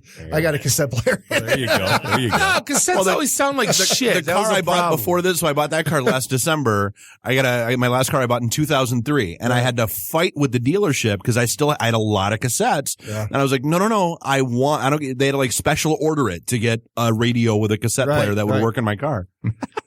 Hipster. I just bought mine before 9/11. I just bought mine before 9/11 and kept it. That's all. Hack rat. There's a difference. Well, Bob, you said the cassettes don't have a good sound. You're right, but they sound better than 8-tracks. Yeah. Well, see, that was the problem. That was what I always hated about. Bob wants 8-tracks for the Cadillac. I know I have a 8-track in my Cadillac. Excellent. That's what I always hated about it when Metallica came out with Napster. The whole transition was, listen, Metallica, I had Kill 'Em All on vinyl. I bought your cassette. I bought your CD. I went to your concert 4 times. I've seen you, I bought your, the Blu-ray. Buying it again. Right. If I want to download it so I have it on my computer because I don't want to burn it, kiss my ass, I'm going to do it anyway because I paid enough money, over the years. But they never saw it. And that was my take on it was, I'll give you money when it's appropriate, but I just want it on this here. Right. So I'm going to download it. And I bought it already 3 times. Well, and part of the issue, and this has long been my complaint about the music industry in general, is they lied to us. So, I mean, what was it, 25, 26 years ago when the CD came out, they promised us that music would be cheaper because of the CD format. Then it would last forever. And the price of not albums necessarily cheaper, but it would be cleaner. No. Perfect. No. Albums would be cheaper because of the CD format, because it was going to streamline manufacturing and it was going to be less expensive than vinyl and should be less to ship at minimum, exactly. Right? Well, if they didn't put the 87 pounds of plastic wrap around each CD. Remember when they were like the tall? Oh yeah, they were like 2 feet tall. But no. What happened is they insist on spending $87 bajillion a year trying to convince me that I need, I don't know, the latest Lady Gaga CD. If I want, there is no Gaga, only Zool. If you would stop spending the $87 cajillion on marketing artists that I don't care about, my CD prices would be cheaper, like you promised me they would be. I wouldn't feel lied to and wouldn't therefore feel the need to go ahead and torrent whatever I want to. So who are some of the, I guess, Jeff, I need to get back in the scene. Give me three to five bands that like you need to go see tomorrow. What kind of music do you like? Anything Name but country. 3 bands that you like. Anything but country. Anything but country. Like I'm talking not like Johnny Cash country. I'm talking like the new garbage. I'll listen to, but I like bluegrass. So figure that one out.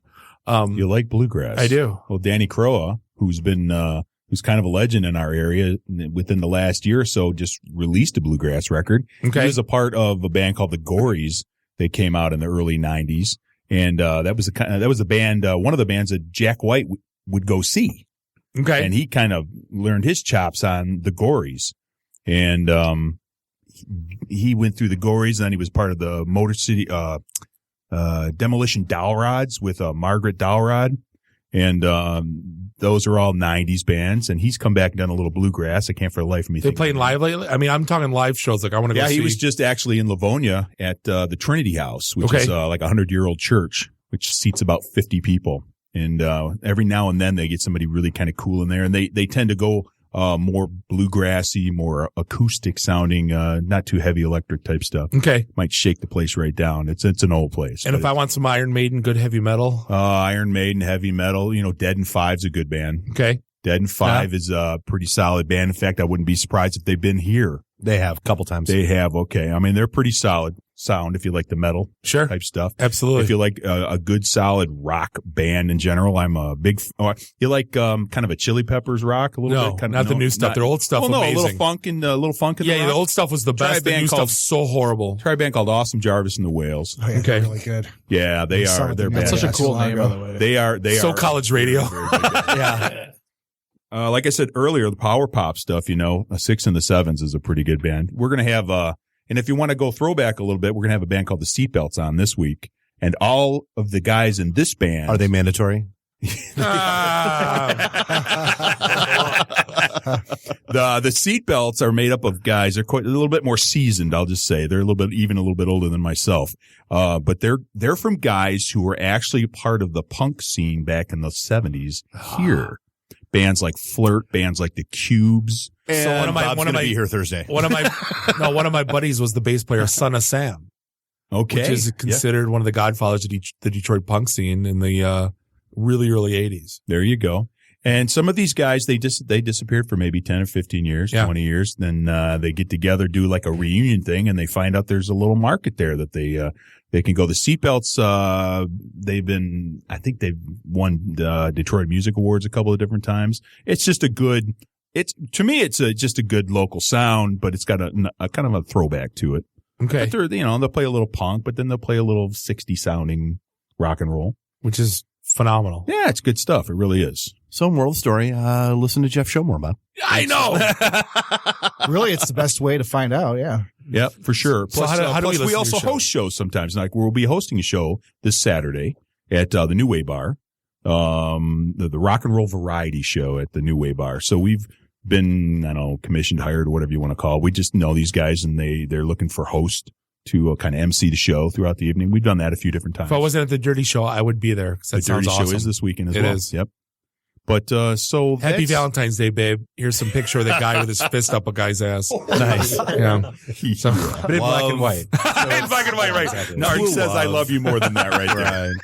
So I mean, what's the deal with the local comic scene? I feel like we touched on that right at the beginning and haven't double back. I totally went. I went all music. No, I know. I think the local comedy scene is really strong. I mean, it's The thing that's changed is that it's gone out of the clubs. Like, you got the Comedy Castle in Royal Oak, which is still strong. We've got like 3 or 4 shows now that have cropped up here with comics by comics. Right. And the first time I heard that alternative venue, I was like, what does that mean? It means it's moved into bars and restaurants. They were actually talking more warehouses and that kind of stuff. Well, there's that too. Yeah. There's one that was in a recycling plant. Yeah. Well, Chaplin's in the old bowling alley is gone. And I mean, they used to get Kevin Nealon, Pauly Shore. Well, Joey's in Livonia went under at the end of 2015. Did it? Yeah. Their logo looked like a guy jerking it totally off did. a thing.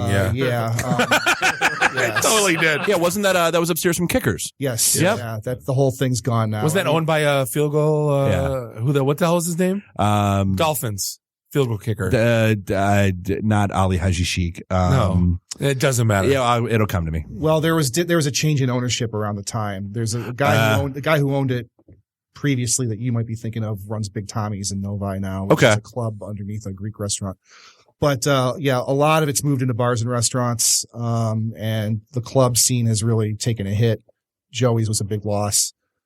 Comedy Castle's still doing well. Ann Arbor Comedy Showcase is still doing well. But that's really it for the clubs around here. You have to go, Grand Rapids has Dr. Grins.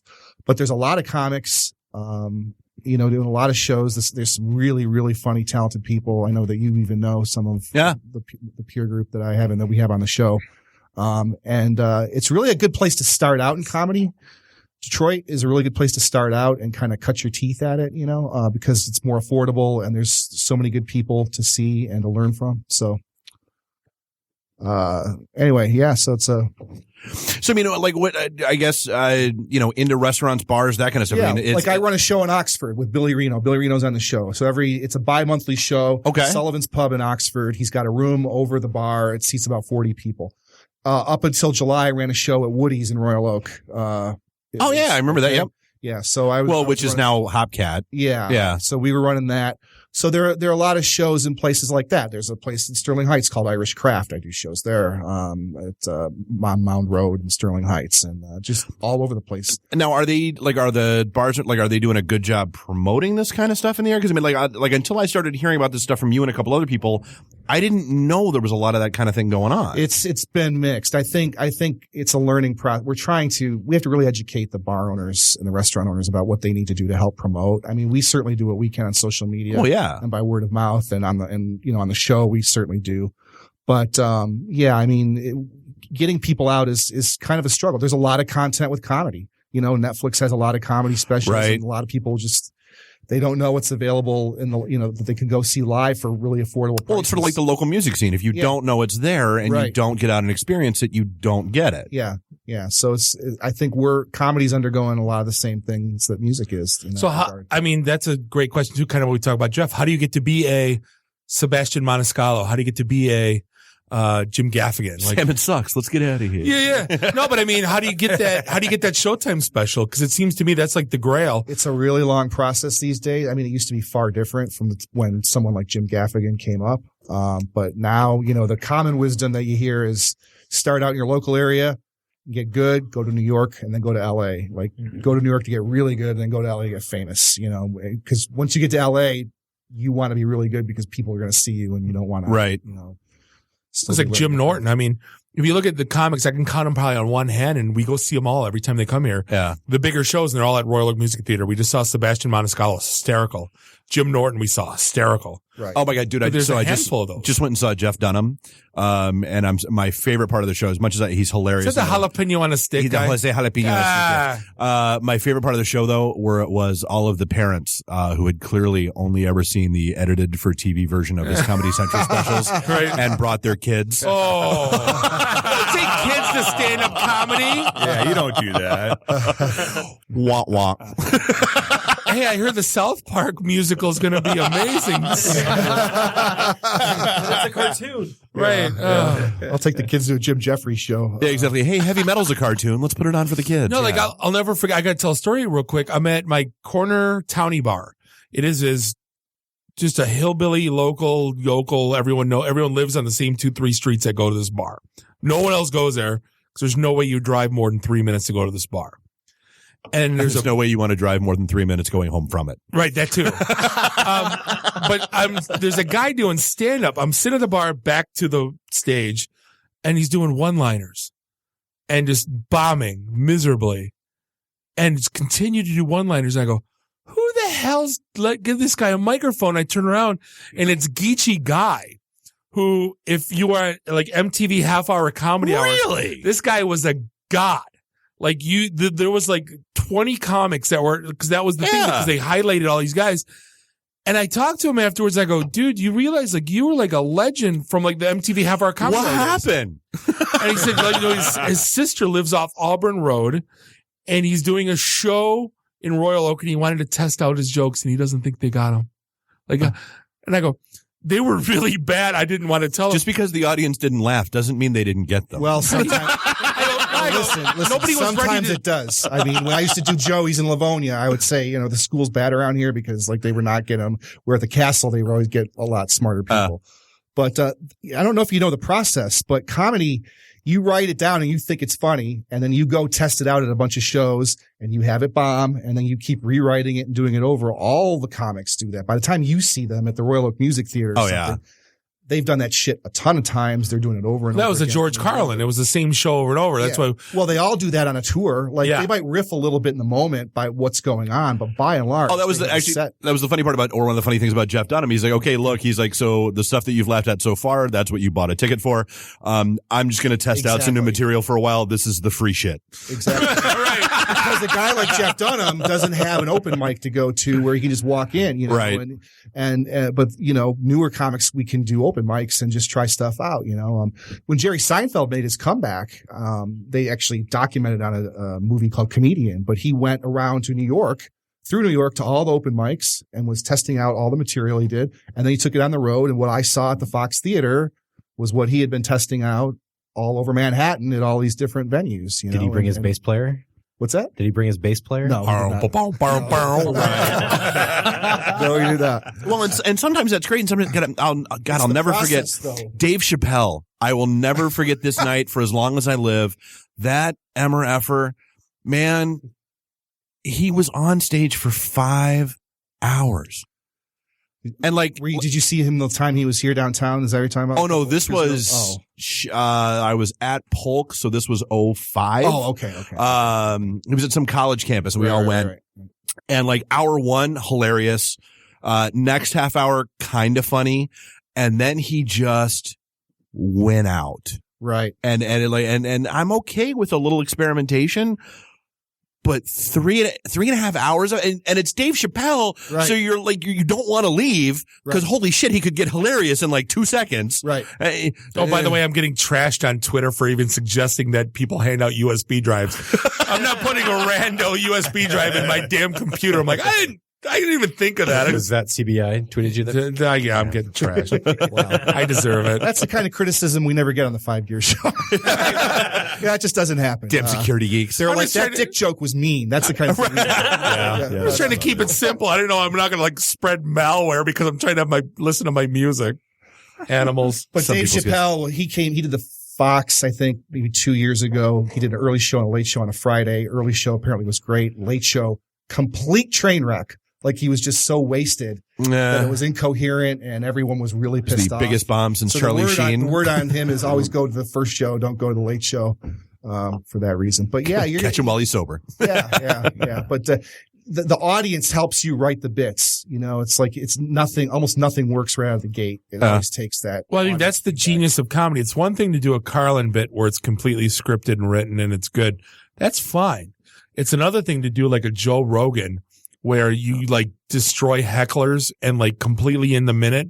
Those are the comics that completely, to me, change when you could just pick people out and trash them and like you're just quick. And yeah, that takes years and years of being on stage and just getting used to riffing in the moment. Like that's a big focus for me right now. And like when I saw Jim Jeffries at the Shrine this summer, somebody shot their mouth off and he just tore the guy a new asshole for like 15 minutes and it was brilliant. I mean, just brilliant, but that takes years. Because people you don't beat the guy with the mic. You don't.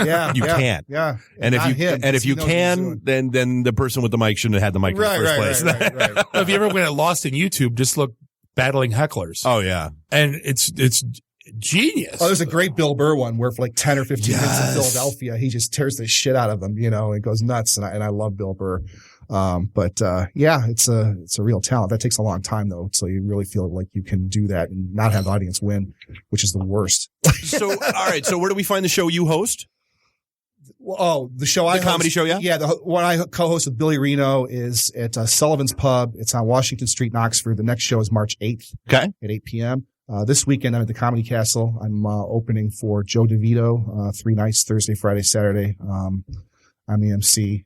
Cool. I'm doing about 15-minute set.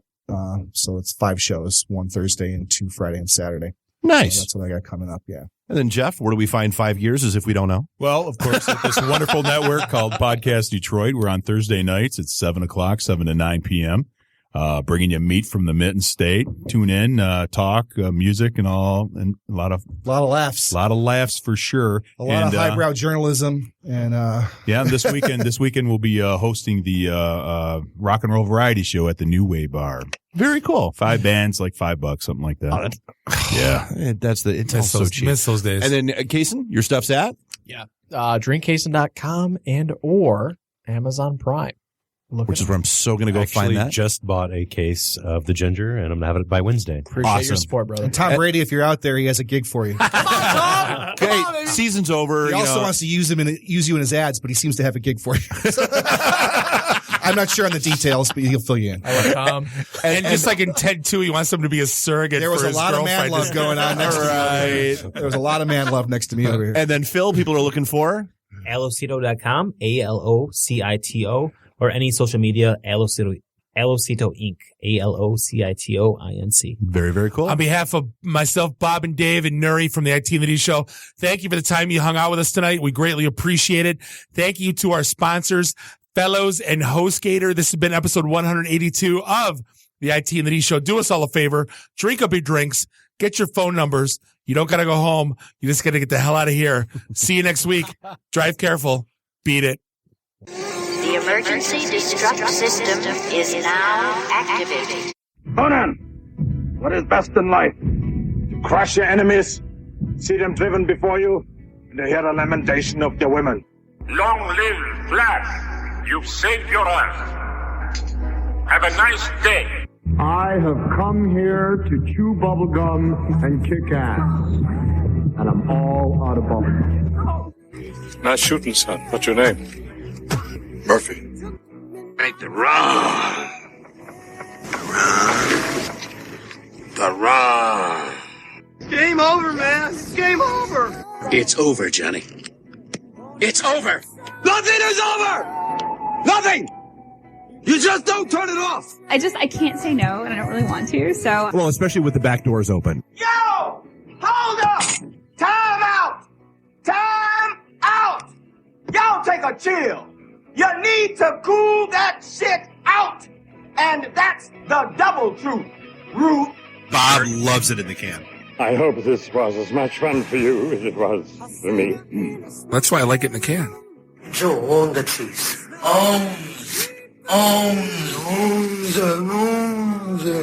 Fear me.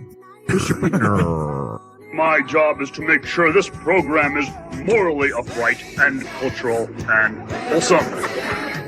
Shut up, Mimsy! Shut up, Mimsy! Shut up, Mimsy!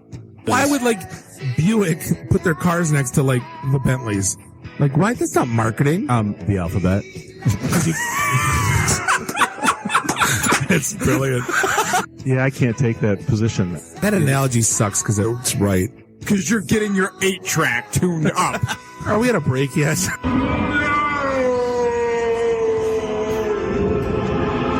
Yeah, so now I'm just doing stupid stuff to make me laugh.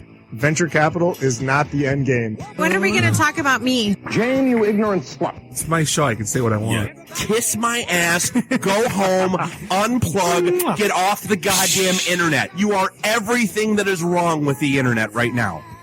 You're so white right now. I'm the whitest guy in the room. Just explain it to me. I love this city. I was banging on the wang. Really? Should we talk about this? Tag team it. Should I keep going or should I stop? Can I just say, it's been great being on a show that talks about Mickey Rooney dying for 20 seconds and then poop for 10 minutes.